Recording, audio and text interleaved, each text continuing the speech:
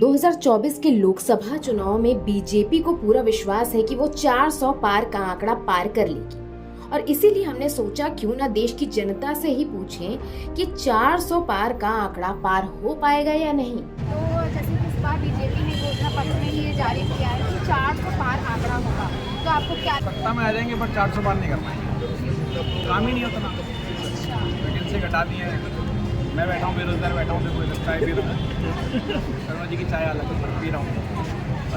वहीं जब हमने राम मंदिर के मुद्दे के बारे में पूछा कि बीजेपी हमेशा से ही राम मंदिर का मुद्दा उठाती रही है, तो क्या कहा ये अभी उग गए मतलब वो बना अच्छी बात है। बहुत 500 सालों का हमारा मुद्दा था, पूरा किया है, पर उन्होंने बहुत जल्दबाजी की उसमें, तो समय लेना चाहिए था। आप उसका यूज़ नहीं कर पाए। वहाँ पे कुछ लोग परेशान है, 10 लाख की 1 लाख में कब्जा कर लिए।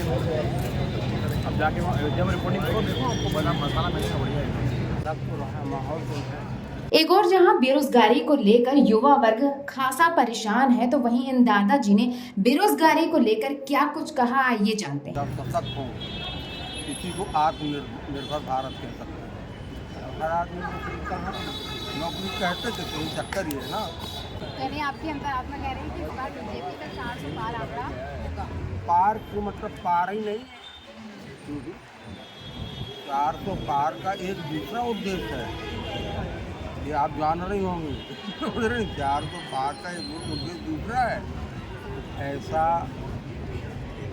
न 1000 साल पहले कभी हुआ है और न 1000 साल बाद होगा। जो वर्तमान माहौल जैसे अनएम्प्लॉयमेंट का मुद्दा हो गया, मनी का हो गया, तो वो क्या असर नहीं डालेगा? अपॉइंटमेंट का कोई मुद्दा है ही नहीं। ये सब ऐसा ही है, बेरोजगारी का नहीं, कुछ नहीं।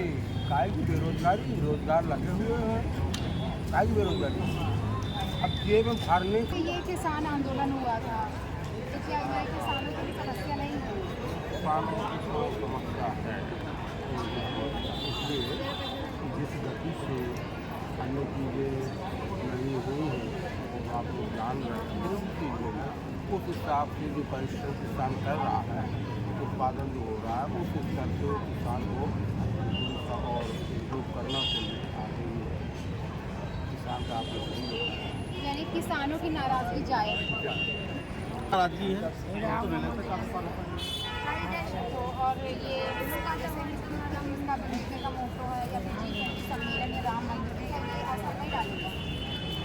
राम मंदिर देखिए, राम को हमको जब पैदा हो तब से हमारे हैं, उसको किसी हमको शादी करनी चाहिए। हाँ, जैसे कुछ लोग बोलते हैं कि जो राम को लाए हैं उनको लाएंगे।